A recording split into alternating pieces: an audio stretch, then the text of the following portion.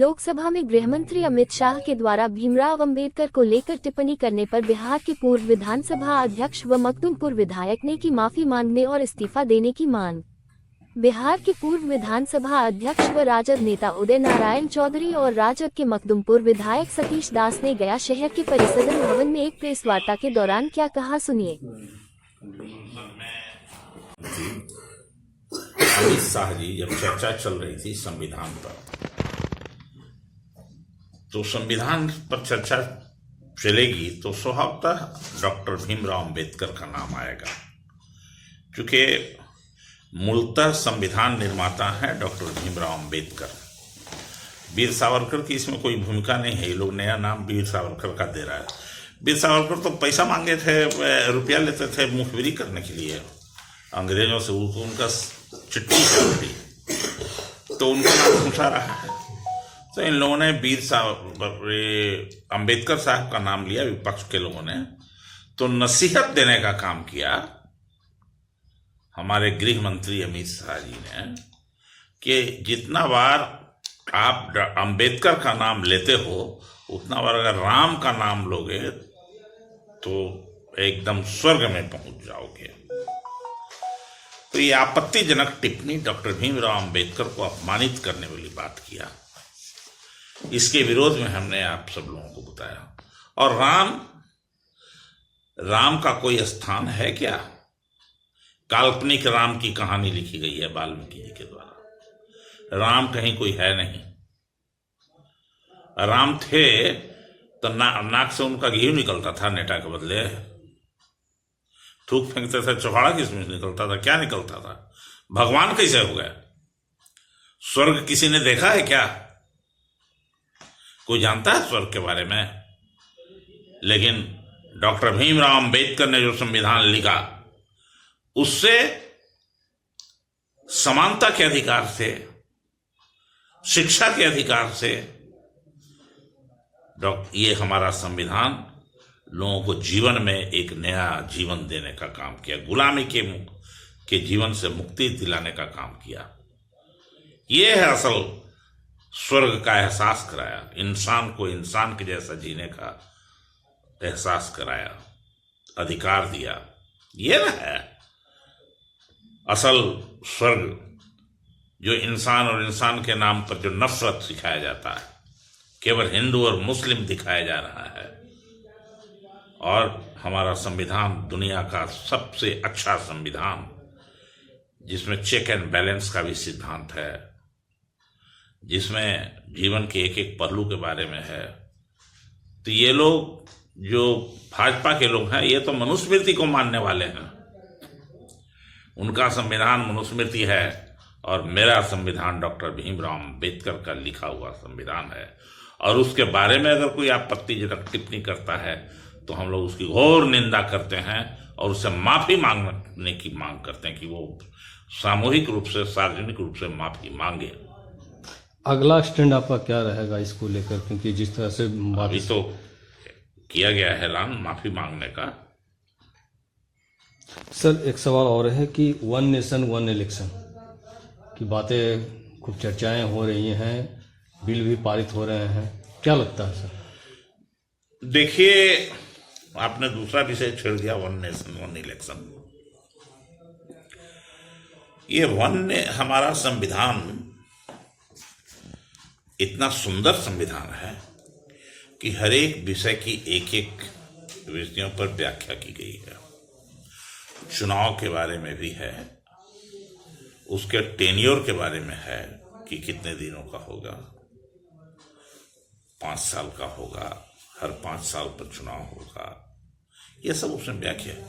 लेकिन उसमें ये भी उसकी व्याख्या की, और कोई आपत्ति काल आती है, आपातकाल या कोई आवश्यकता होती है, किसकी मृत्यु हो जाती है तो टर्म पोल होता है।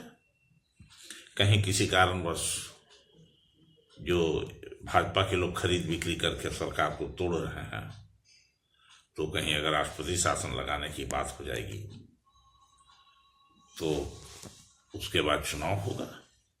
अरे ये वन नेशन वन इलेक्शन की बात करना केवल और केवल लोगों की आंख में धूल झोंकने वाली बात है। ये लोग कहां मांग करते हैं कि वन नेशन वन एजुकेशन है इसका मांग कहीं, जिसमें आदमी को, हर नागरिक को एक मौका मिलेगा। यहाँ तो गरीब का बच्चा कहीं पढ़ेगा, अमीर के बच्चा कहीं पढ़े।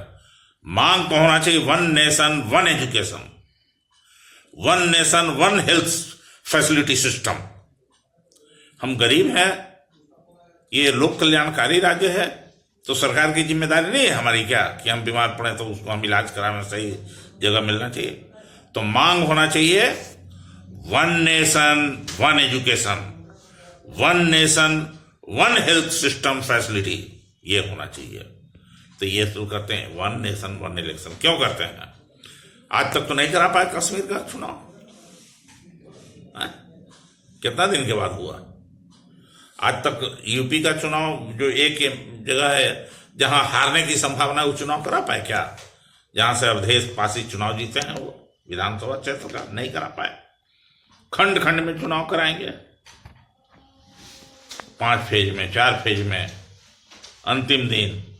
तो ये चुनाव आयोग को भी इसने मोदी आयोग बना दिया है और अब वन नेशन वन इलेक्शन की नाम बात कर रहा है। ये एकदम फर्जी है, पूर्ण रूप से आम जनता के आंख में धूल झोंकने वाला है और कतई नहीं होना चाहिए। जो हमारा संविधान का था उसके अनुसार चलना चाहिए, इसमें कोई संशोधन की जरूरत नहीं है। और अगर वन नेशन करना है तो वन एजुकेशन करो, वन हेल्थ सिस्टम करो। लोकसभा में सर इसे लेकर बहुमत भी मिल चुके हैं सरकार को, तो उससे क्या हो जाएगा? बहुमत मिल चुका तो जब तक सत्ता है, सूर्य डूबती है ना, सूर्य भी डूबती है, 2/3 भी पहले बहुमत आया है ना लोगों को, वही सरकार गई है ना। इसका कितना दिन जाएगा?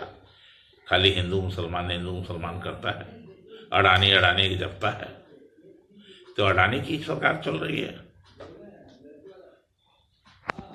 वार्ता के माध्यम से जो कल राज्यसभा में भारत के गृह मंत्री माननीय अमित शाह जी ने जो संविधान निर्माता बाबा साहेब भीमराव अम्बेडकर, करोड़ों वंचितों के आवाज डॉक्टर अम्बेडकर पर जो आपत्तिजनक टिप्पणियां की हैं, जो उनका अपमान किया है, तो हम लोग उसके लिए आज उसकी तो पहले अपनी पार्टी की तरफ से हम स्वयं इसकी घोर निंदा करते हैं और जितनी भी निंदा की जाए कम है। डॉक्टर अम्बेडकर जिन्होंने भारत के बेजुबानों को अधिकार दिया, ताकत दिया, तमाम तरह के अधिकार दिए जो मनुस्मृति नहीं देता था, तो वो जो अधिकार से जो लोग वहाँ पहुँचे हैं, जो संविधान के 75 वर्षगांठ पर जो चर्चाएं हो रही थी, उस दरमियान सरकार की तरफ से गृह मंत्री का बयान अम्बेडकर कह कर के उपहास उड़ाना, उनका मजाक उड़ाना और उसको ऐसे काल्पनिक चीज से जोड़ना कि अगर भगवान का नाम लेते तो स्वर्ग में चले जाते, तो ये स्वर्ग उनको मुबारक हो। हमारे जो लोगों को जो स्वर्ग जो डॉक्टर अम्बेडकर ने देने का काम किया है, वो करोड़ों भगवान मिलकर के जो काम देने का काम नहीं किया, अकेला डॉक्टर अम्बेडकर देने का काम किया। तो हम लोग पूरी तरीके से अमित शाह माफी मांगे, अमित शाह इस्तीफा दे और सरकार स्पष्ट करे कि अम्बेडकर पर क्या उनकी नजरिया है। एक तरफ अम्बेडकर जयंती पे फूल और माला चढ़ाते हैं और दूसरी तरफ अम्बेडकर का अपमान करते हैं। तो पूरे भारतीय जनता पार्टी का जो विचारधारा है, आरएसएस का विचारधारा है कि दलित, पिछड़ों, अकलियतों के जो भी नायक हैं उनके अपमान करना, चाहे जननायक कर्पूरी ठाकुर हो, उनको गाली देने का इन लोगों ने काम किया। आपने देखा जगदेव बाबू को इन लोगों ने गाली देने का काम किया। आपने देखा कि डॉक्टर अम्बेडकर के साथ में क्या कर रहे हैं, उसी तरीके से इस देश में गांधी जी के साथ में उन लोगों ने क्या किया। तो ये तमाम लोग, ये साफ स्पष्ट रूप से झलकता है कि एक वैसी विचारधारा आरएसएस भारतीय जनता पार्टी जिसमें दलित, पिछड़ों के कोई स्थान नहीं है।